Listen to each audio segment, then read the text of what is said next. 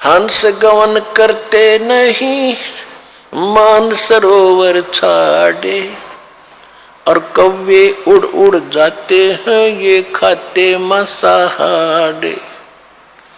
हंस दशा तो साधु है ये सरोवर है सत्संग, मुक्ता हलबाणी चुगे फिर चढ़त नवेला रंग। दरस परस नहीं अंतरा रोमी वस्त्र बीचे, पारस लोहा एक डिग वही पलटे नहीं अभीचे।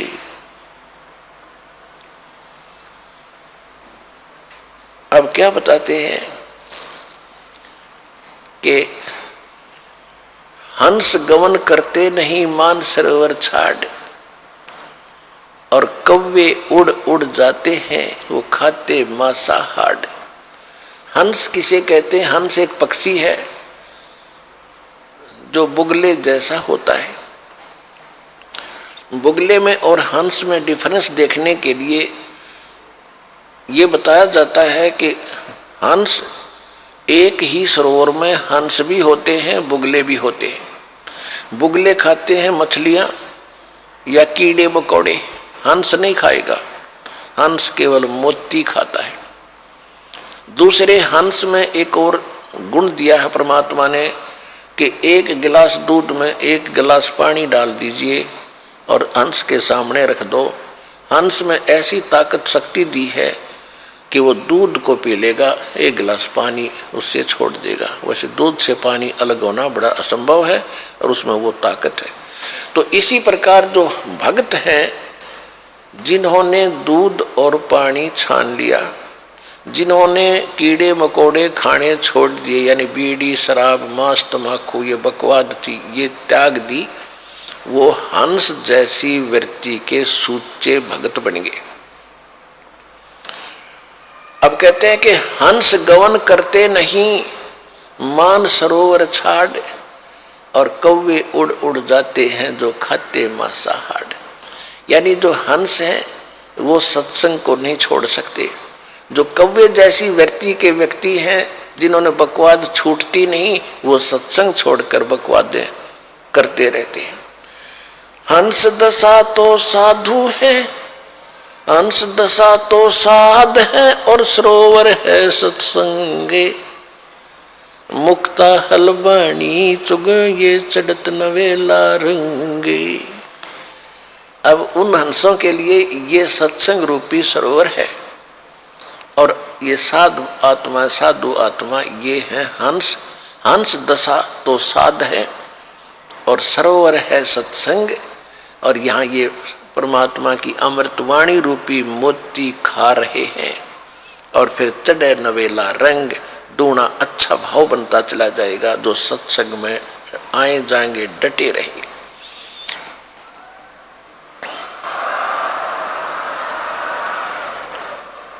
और हंस गवन करते नहीं, हंस गवन हंस नहीं जाते मान सरोवर छाड़े, ये कौवे उड़ उड़ जाते हैं वो खाते मांसाहार।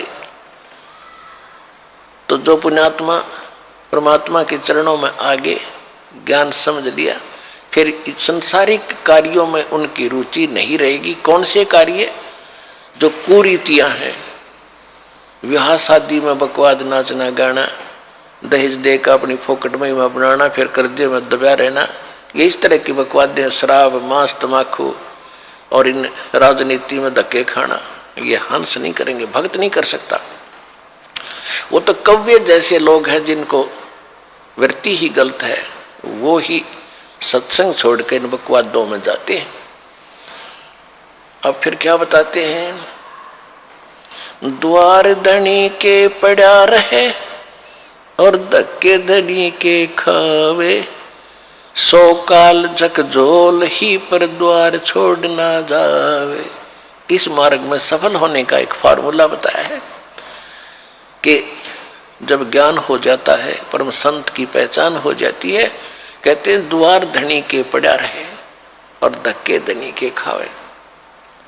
आवे और जावे भगवान के चरणों में, और चाहे कितने ही आपत्ति आप पर काल देवे, जैसे संसारिक, क्योंकि आपने नाम ले लिया, अब धीरे धीरे आपका सब संकट दूर होने लगेंगे। तो आप ऐसा महसूस करोगे कि जैसे कोई आपत्ति आ गई नाम लेने से। नहीं, आपत्ति तक टल रही है आपकी। अगर नाम ना ले रखा होता तो जान जानी थी। आपको कई भक्त मिलते हैं, कहते हैं जी नाम लेने के बाद मैं वहाँ से छोड़ कर आया हूँ, मेरे ऐसी कुछ तकलीफ होगी। भले आदमी, वहाँ से तो नरक था, सीधा काल था, वो तेरी जान जानी थी। यहाँ आने के बाद तो तेरी जान बच गई छोटे मोटे इस दुख थे। तो क्या कहते हैं कि द्वार धनी के पड़ा रहे और धक्के धनी के खावे, और 100 काल झकझोल ही। काल बीच में बेशक झटके दे पर द्वार छोड़ नहीं जावे। अब जैसे आप यहाँ आते हो, सतगुरु क्या होते हैं? एक सतगुरु की उपमा ये भी है कि सतगुरु एक धोबी है और जीव है एक कपड़ा जो संसार के कर्मों में घना मैला हो गया। अब धोबी किसी का कपड़ा धोने के लिए आता है, राजा का भी होता है, अधिकारियों के भी होते हैं। उन सभी कपड़ों को कैसे धोता था वो? पहले तो उनको जल में भिगोता था और फिर उन्हें पकड़ कर पत्थर पर मट्टा मट मारा करता, गद्दा गद, जब तक मैल ना छूट ले। इतने मुक्कियां गिल्ला लातों के साथ और फिर पत्थर पर पटक पटक मारे। तो उस कपड़े का दुश्मन नहीं है।